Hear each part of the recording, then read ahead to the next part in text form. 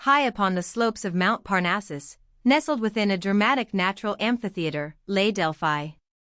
For over a millennium, this sacred precinct served as the spiritual heart of the ancient Greek world. It was here, at the omphalos, the navel of the earth, that mortals sought guidance from the divine. At the core of Delphi's enduring mystique was the oracle, a priestess known as the Pythia. She was the conduit through which the god Apollo was believed to speak, offering prophecies that shaped empires and influenced countless personal destinies.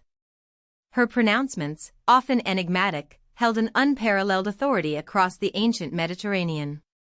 The Pythia herself was typically an older woman, chosen from the local villagers of Delphi.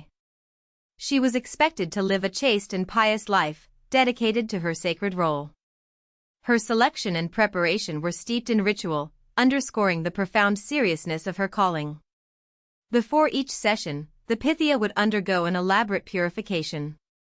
She would bathe in the sacred Castalian spring, drink from its waters, and chew laurel leaves, a plant sacred to Apollo.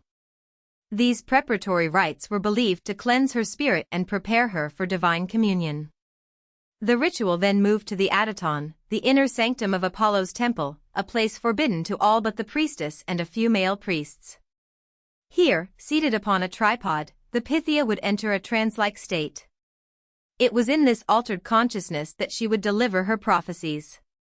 Supplicants, having offered their gifts and sacrifices, would present their questions to the mediating priests.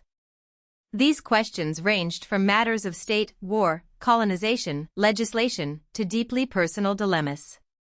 The Pythia's responses would then be interpreted and often versified by the priests before being conveyed to the eager petitioners.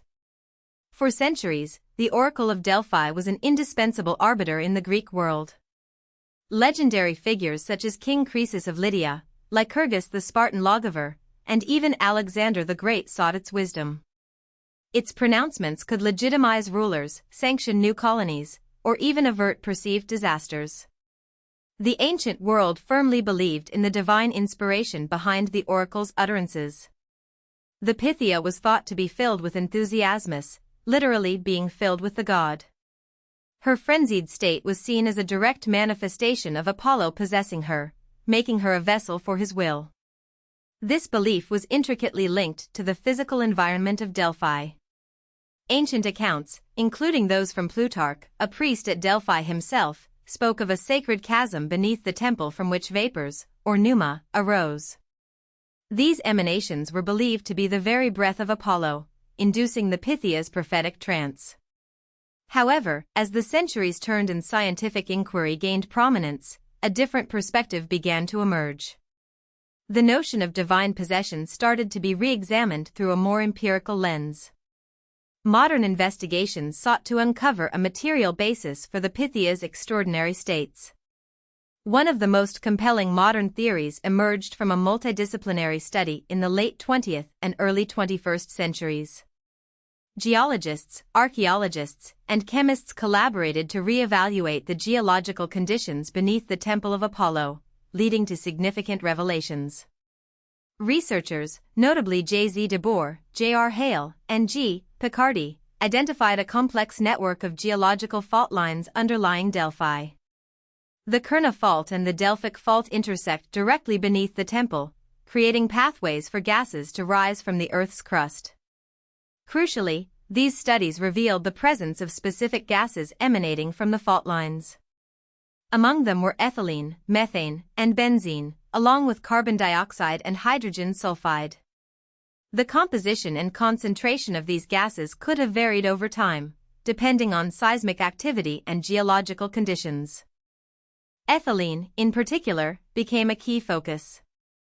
This gas is known to have psychoactive properties, acting as a mild anesthetic. In low concentrations, ethylene can induce a euphoric, dreamlike state, accompanied by disorientation, lightheadedness, and even hallucinations, without causing unconsciousness. Ancient texts, including those of Plutarch, describe the Pythia's trance as involving a sweet smell preceding her prophetic fits. Ethylene has a slightly sweet odor, which aligns remarkably well with these historical descriptions, lending credence to its potential role. Methane, while not directly psychoactive in the same way, can displace oxygen and contribute to an atmosphere that induces lightheadedness and disorientation. Benzene, even in small amounts, can cause dizziness, confusion, and nausea, further contributing to an altered state of consciousness. The combination of these gases, rising intermittently from the Earth, could have created a localized environment within the Ataton that profoundly affected the Pythia. The physical effects, the altered breathing, the disorienting sensations, the vivid perceptions, would have been undeniable. This scientific understanding does not necessarily negate the Pythia's spiritual experience, rather, it offers a physiological framework for it. For the Pythia, immersed in a sacred ritual and imbued with profound belief, these physical sensations would have been interpreted as the direct presence of Apollo. The sacred setting, the intense expectation, the ritualistic preparation, and the psychoactive gases could have converged to create a potent, multi-layered experience. The Pythia genuinely believed she was channeling the divine, and her audience, witnessing her altered state, had every reason to believe it too. Thus, the question of drugged or divine may find its answer in both. The physical reality of geological gas emissions could have served as the catalyst for what was perceived and experienced as divine inspiration. The natural world provided the mechanism, while human culture provided the interpretation. It is important to acknowledge that the precise, constant emanation of these gases throughout Delphi's long history remains a subject of ongoing debate among scholars. Geological activity is dynamic, and gas concentrations would have fluctuated, potentially explaining periods of greater or lesser prophetic clarity. Some researchers also emphasize the powerful role of suggestion, ritual, and the Pythia's own psychological state.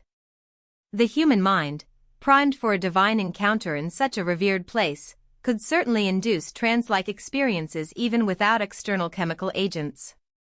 Yet, the convergence of ancient accounts and modern geological findings provides a compelling narrative. It suggests a profound and often unseen connection between the Earth's hidden forces and humanity's deepest spiritual yearnings.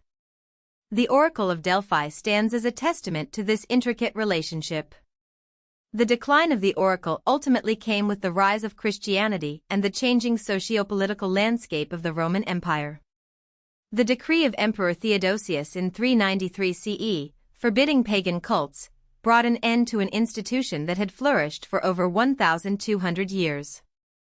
Despite its eventual demise, the legacy of Delphi endures. It continues to fascinate and challenge our understanding of ancient beliefs, human consciousness, and the interplay between the material and the mystical. The ruins whisper stories of a time when the veil between worlds seemed thinner. The Oracle of Delphi reminds us that for millennia, humanity has sought answers beyond the tangible, striving to connect with forces greater than itself. Whether through the breath of a god or the breath of the earth, the quest for guidance and meaning remains a fundamental human endeavor. In the interplay of geological forces, human psychology, and profound spiritual conviction, Delphi offers a timeless reflection.